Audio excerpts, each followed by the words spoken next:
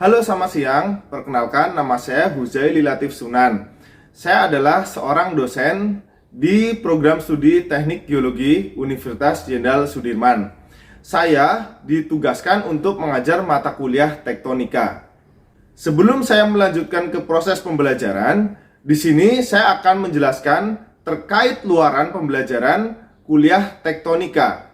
Untuk deskripsi mata kuliah tektonika sendiri, itu mempelajari tentang dinamika dan sifat fisik bumi yang dikenal sebagai tektonik lempeng. Materi ini sangat penting dikuasai untuk bisa mengerti tidak hanya sejarah perkembangan bumi, tetapi mekanisme dan geometrinya. Dengan mengikuti mata kuliah ini, diharapkan mahasiswa mampu memahami tentang sifat fisik bumi, hal-hal yang berkaitan dengan kegempaan, vulkanisme dan cekungan, pengendapan serta aplikasi pada keekonomian dan mitigasi bencana. Untuk bisa mencapai kemampuan tersebut, mahasiswa akan diberikan topik-topik yang akan dibahas selama 14 kali pertemuan. Berikut adalah topik-topik di setiap pertemuan yang akan saya bahas. Yang pertama adalah sejarah tektonik lempeng. Yang kedua, pengapungan benua. Yang ketiga, kerak, selubung, litosfer, dan astenosfer. Yang keempat, lantai samudra dan sedimen. Yang kelima, aktivitas vulkanisme dan tektonik lempeng. Yang keenam, seismisitas dan tektonik lempeng. Yang ketujuh, sesar transform. Yang kedelapan, tektonik dan litosfer samudra. Yang kesembilan, tektonik subduksi. Yang kesepuluh, mid-oceanic ridge. Yang kesebelas, tektonik tumbukan dan akresi benua. Yang ke-12 pemekaran benua, yang ke-13 cekungan sedimen dan benua, dan yang terakhir ke-14 aplikasi tektonik transform. Berikut adalah cara penilaian saya kepada mahasiswa. Di antaranya, hasil proyek itu meliputi 30%, kuis 5%, tugas 5%, keaktifan saat di kelas 20%, dan UTS dan UAS itu masing-masing 20%. Selanjutnya, saya akan memperlihatkan cuplikan pengajaran saya untuk mata kuliah tektonika yang berada di lapangan. Ini ada yang berani untuk presentasi? Silakan. Ada yang berani? Mie ayam deh. Nanti bareng sama Noel sama siapa kemarin? Satria Dimas. Satria. Ya, satu lagi. Kasih mie ayam. Siapa? Eben. Oke, ada lagi? Cewek? Cewek ada? Oke ya. Alia? Iya, Pak. Nggak apa-apa, salah nggak apa-apa. Silakan. Yang penting mie ayam. Yang lain, Mie ayam, oke. Al. Ya, biar cepet pulang. Nah, ini menyambung review kita tadi, stop set pertama ya. Jadi sebuah interpretasi dari saya ya, dengan berbagai sumber ya tentunya. Kita sekarang ada di kontak antara lava bantal dengan rijang ya. Nah, stop set pertama kita hanya menjumpai rijang ya, padahal umumnya kan ketika sedimen laut dalam dia itu akan berdampingan dengan lava bantal. Karena apa? Dalam satu sekuennya ya, batuan kompleks oviolit ya. Jadi kalau ngomong oviolit itu bukan batuan ya, tetapi kompleks. Dia terdiri dari beberapa batuan ya, dia berbentuk sekuen ya. Nah, di sini sekuen yang paling pertama terbentuk itu adalah batuan ultramafik. Itu hasburgit, lerzolit, dunit, peridotit. Ya, nanti kalau kita masih ada waktu, kita akan berhenti di batuan serpentinit. Itu sebenarnya merupakan salah satu batuan ultra basah ya, tetapi sudah mengalami alterasi ya, makanya dia bernama serpentinit. Nah, ini yang paling bawah. Nah, batuan ini itu masih memiliki sifat asli atau sifat magma asal ya, magma premier ya. Magma premier itu selalu bersifat ultra basah, dan untuk unsur kimianya atau dia bersifat kalau kal alkali itu ada kal alkali, terus satunya lagi ada yang Ingat, toleitik, ya, bersifat toleitik. Nah, di sini ya semakin ke atas, jadi ini dalam satu magma, dalam satu cairan magma, magma ini membentuk beberapa batuan, ya. Jadi dalam satu magma dia akan membentuk batuan dari bersifat ultra basah sampai asam, gitu, ya. Jadi ini bersifat ultra basah, sampai sini dia akan membentuk suatu layer gabbro atau gabbro pemulus, ya. Kalau di sini kita bisa jumpai di Karangsambung bagian utara, letaknya ada di daerah Banjarnegara, ya, di desa Pagedongan, nanti di kapling TA-nya Mas Yudes. Nah, terus di sini ada kita punya plagiogranit. Nah, ini batuan yang bersifat asamnya, plagiogranit. Setelah itu di atasnya kita akan ketemu sitite atau kita punya barangnya adalah diabas. Ya, kita punya barangnya diabas. Terus di sini ya bagian atas dari sitite itu kita punya lava bantal, ya, yang sekarang kalian lihat. Terus di atasnya lava bantal ini adalah sedimen laut dalam, ya. Nah, contoh siklusnya seperti ini, ya. Jadi saat magma keluar, ya, di mid oceanic ridge, ini adalah MOR, ya, MOR. Nah, magma akan langsung membentuk lava bantal, ya. Dalam kasus pembekuan ini, ya, pembuatan magma ini, di sini akan banyak hidup aktivitas mikroorganisme, ya. Nah, di sini ketika keluarnya magma kan otomatis panas, ya, keruh kayak gitu kan. Nah, semua lingkungan biotaknya yang terletak di daerah sini itu akan terpengaruh, akan chaotic, nggak jelas, ya, sehingga mikroorganisme ini akan mati dan diendapkan secara gravitasional, ya. Makanya terjadi perselingan rijang dan gamping merah seperti itu. Oke, namun ya, apakah rijang dan lava bantal ini akan selalu berdampingan? Ya, kita contoh, kita bisa melihat di sini, ya. Kalau kita lihat, ketika kalian melihat ini merupakan satu tubuh atau dia merupakan produk yang terpisah. Kenapa? Nah, ada yang bilang satu tubuh, ada yang bilang terpisah, ya. Kalau yang satu tubuh angkat tangan. Kalau yang terpisah angkat tangan. Oke, ya. Kalau yang terpisah itu sama dengan hasil interpretasi saya pribadi, ya. Jadi kenapa? Nanti ketika kalian lihat di permukaan lava bantal, ya kan, permukaan lava bantal, otomatis yang bertekstur bantalnya, berstruktur bantalnya itu apa? Di bagian atas, benar nggak? Dia langsung kontak dengan air, ya. Nah, ketika radiolarnya itu mengendap perlahan-lahan, ya kan, dia masih berbentuk sedimen, ya. Tapi ketika dia sudah mengalami apa? Diagenesa, dia akan menjadi kompak. Otomatis apa? Ketika dia terkelupas oleh permukaan lava bantal, ada bagian-bagian dari sedimen laut dalam itu yang menempel pada permukaan lava bantal. Nah, tetapi yang kita lihat di sini itu adalah apa? Dia murni lava bantal di permukaannya.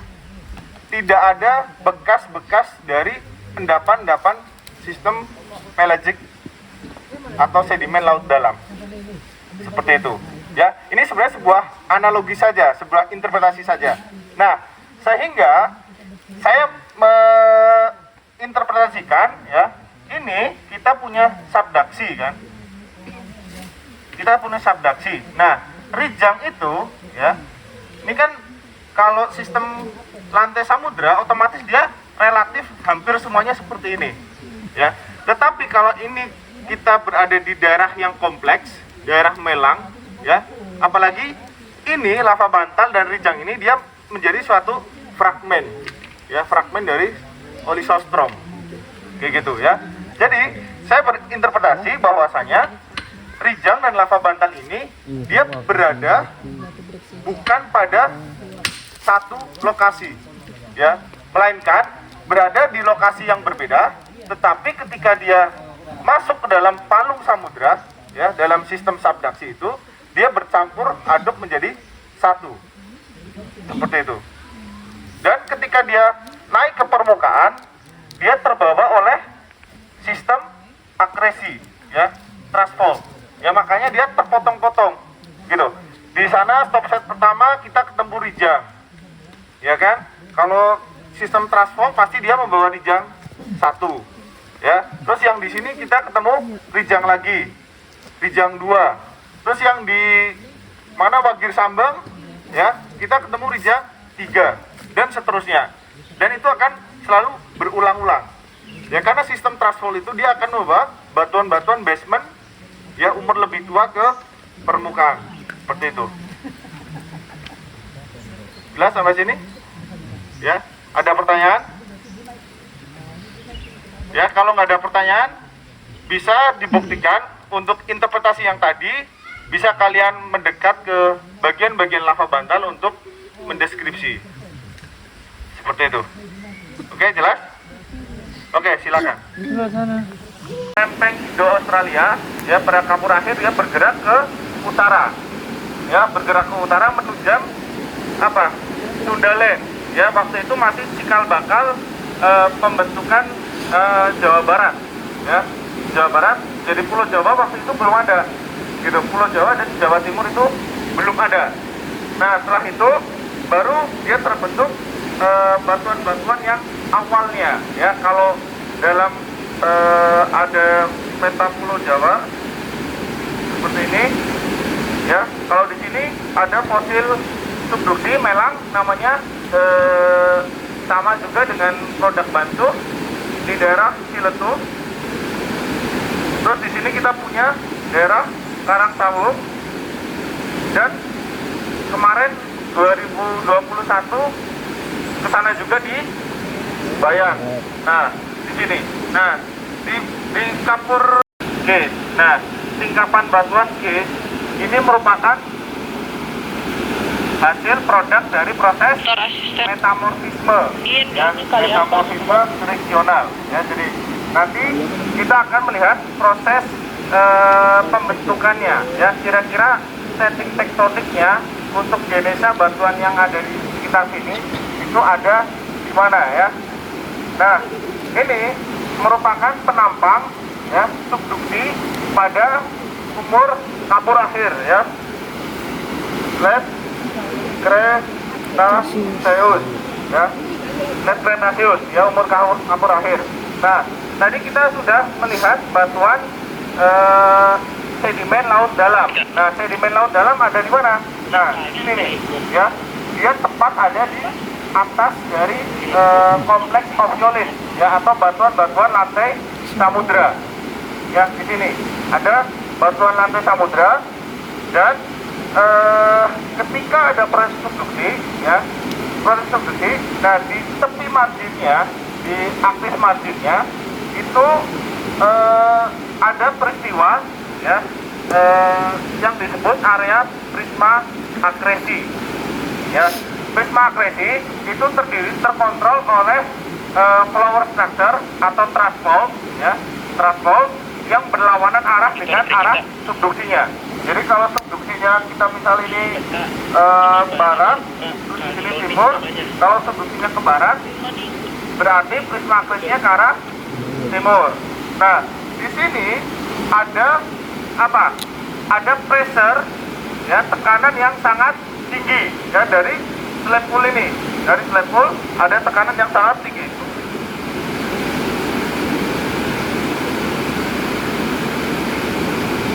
Ya, ada slab pool dan tekanan yang sangat tinggi. Ya, akibatnya di sini akan terbentuk fasies metamorfosa.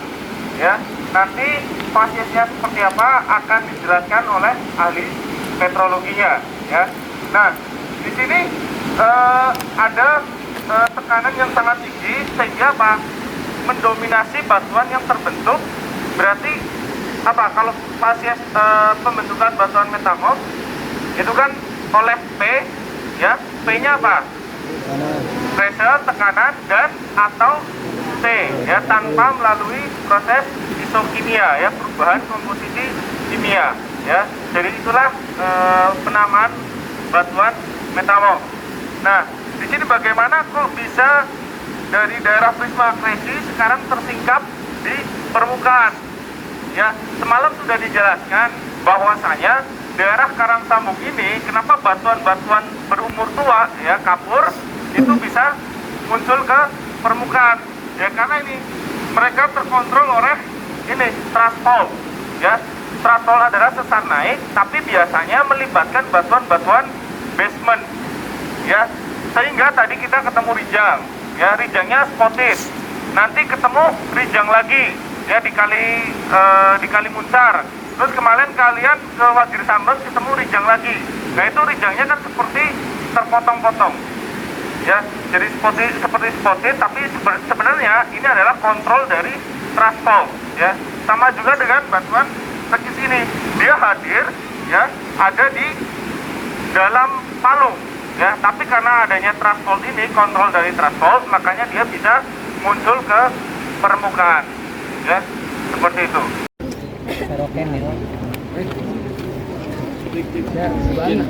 Oke ya, sekarang kita berada di kali apa tadi namanya?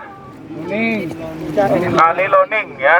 Nah, kali Loning ini ya, ketika di regional dia masuk ke dalam apa? Formasi Totogan. Nah, kalau sekarang kita baru ngomong formasi ya. Kalau kemarin ngomong formasi untuk sejarah geologi dan lain-lain ya, kalian masih sangat salah gitu ya, karena kemarin hanya belajar tentang litologinya saja ya.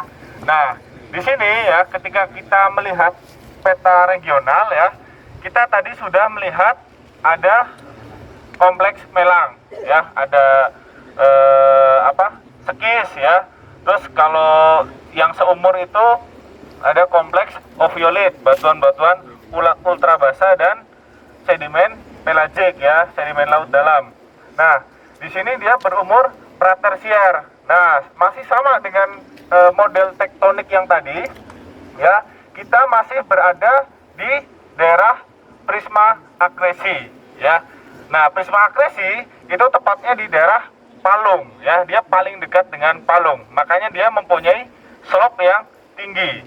Nah, slope yang tinggi biasanya di dalam permukaan air, di dasar airnya ya, di dasar airnya itu dia mempunyai apa? Kemarin yang di sejarah geologi submarine fan. Nah, submarine fan. Nah, submarine fan itu terdiri dari longsoran atau sedimen-sedimen yang berasal dari darat. Nah, seperti itu ya. Nah, di sini dia ada yang diendapkan di atas apa? Di atas daerah-daerah prisma akresi. Ya. Nah, prisma akresi terkontrol oleh apa ini? Threshold ya, sesar-sesar naik. Ya, sedangkan cekungan di antara punggungan ini dinamakan piggyback basin ya. Jadi punggung babi ya. Oke. Nah, ini piggyback basin. Nah, di sini diendapkan sedimen-sedimen dari darat. Nah, tetapi ya, di sini kan memang di daerah prisma akresi kan memang dominannya itu adalah batuan sedimen ya, tapi di sini dekat dengan palung, sehingga di sini bisa ada longsoran-longsoran bawah laut gitu ya, seperti tadi kita kenal dengan submarine fan. Nah, di sini ya, di sini otomatis apa, arusnya itu akan kuat gitu ya, maka dikenal dengan arus turbidit kayak gitu ya. Tapi untuk arus turbidit itu tidak serta-merta kita gampang hanya ketika menemukan singkapan mentang-mentang dari regional dan referensi itu ngomong arus turbidit terus kita akan ikuti. Tidak, ada syaratnya. Syaratnya adalah kita harus menemukan apa? Boma sekuen. Nah, boma sekuen itu terdiri dari struktur-struktur sedimen kan, ada struktur A, B, C, dan D kayak gitu. Nah, itu bisa kalian lihat di buku catatan. Nah, ketika kalian menemukan beberapa struktur itu, nah itu bisa dikatakan kalian bisa menjustifikasi ini adalah boma sekuen ya. namun ada suatu ciri yang kita bisa lihat dari singkapan ini ya. Ada kedudukan yang memang dia campur aduk, ya kan? Kalau digambarkan, kalau ini sebuah slope, ya. Nah, di sini itu ada longsoran. Nah, di sini akan dia berputar. Sedimen itu akan mencampur di bagian dasarnya. Ketemu nggak? Di bagian pertama kalian turun, terus sebelum naik itu ketemu antiklin, itu di dasarnya ada sistem selamnya. Nah, ketika di Kalijaya, kita juga harusnya ketemu kalian kalau detail, ya. Nah, itu ketika di sini ketika ada kedudukan yang tidak bisa kita orientasikan atau tidak bisa kita ukur, itu adalah produk dari hasil sistem selam, ya. Maka perlapisannya sudah bagus saja masih salah kan? Ya nggak? Nah, seperti itu ya. Jadi ini berarti kita tidak bisa orientasikan. Nah, bagaimana tentang pengetahuan kalian ya ketika baca referensi? Kok kalau formasi totogan itu kan breksi, ya kan? Kemarin ada yang narik breksi, ya. Memang benar breksi, ya. Tetapi untuk matriksnya dia lebih ke arah lempung, gitu. Jadi dia mempunyai fragmen-fragmen di dalam lempungnya tadi, ya. Nah, ketika fragmennya dia ada yang berukuran blocky, ya, ada yang exotic block, ya, jadi seperti itu, ya, jadi nggak kalah dengan karang sambung, dia juga punya exotic block, gitu, ya. Jadi nanti kalau kita bisa mapping daerah sini, ya, mungkin ini akan terpetakan, ini merupakan matriksnya atau jangan-jangan bagian dari exotic blocknya, ya, karena terdiri dari ada exotic blocknya, ada lempung, ada pasir, ya, terus ada dumpingnya juga, ya, seperti itu. Oke, sampai sini ada pertanyaan? Pemahaman saya dulu ya, ini dari sedimen-sedimen, ya, dari sumbernya itu yang mengandung mineral yang berbeda, ya. Ada yang hijau, ya, mengandung fluorid, gitu kan. Ada yang merah, ya, misal mengandung Fe tinggi, ya. Cuman tadi direvisi sama Pak Ajis, ya, ada pendapat lain. Kalau Fe dia produk dari oxide merahnya. Nah, produk oxide itu biasanya merahnya itu kayak besi karaten, tahu nggak? Nah, kira-kira kalau ini seperti itu bukan? Bukan kan? Nah, kalau warna seperti ini identik sama dengan yang gamping merah atau rijang tadi kan? Nah, untuk prosesnya itu mungkin Pak Aziz atau Pak Bayu ini yang bisa menjelaskan ya, karena ini sudah lebih detail ke litologinya, kayak gitu. Ya. Ya, jadi nanti kalau ada yang mau TA di sini mungkin bisa menjelaskan ya nanti untuk XRF-nya. Nah, mungkin Mbak Brigita nih mau menjelaskan, baru mulai ternyata, ya. Sampai sini ada pertanyaan lagi, ya. Jadi seperti itu, ya. Jadi biasanya kalau batuan yang warnanya bagus-bagus, beraneka ragam, itu adalah komposisi dari pengotornya. Nah, pengotornya itu bisa mineral. Ya, seperti kalian kalau kenal jasper, ya kan, jasper ada yang warna merah, ada yang kuning, ada yang hijau, itu kan dari mineralnya, seperti itu. Oke, paham? Ada lagi pertanyaan? Ya, Mona tadi ngedip kayak gini. Cuma ngedipin bapak. Kode. Mamat mana? Udah maju belum, Mamat? Udah ya, Pak. Oke, cukup? Ya, jadi nanti di laporan, siapa tahu kalian punya referensi lagi, silakan dibandingkan. Gitu ya. Geologis itu nggak perlu satu pendapat, gitu. Butuhnya 5 pendapat, kayak gitu. Ya, seperti itu. Itu merupakan proses perkuliahan yang saya berikan kepada mahasiswa pada topik pembelajaran aktivitas tektonik lempeng dan akresi benua dalam mata kuliah tektonika. Semoga bermanfaat. Assalamualaikum warahmatullahi wabarakatuh.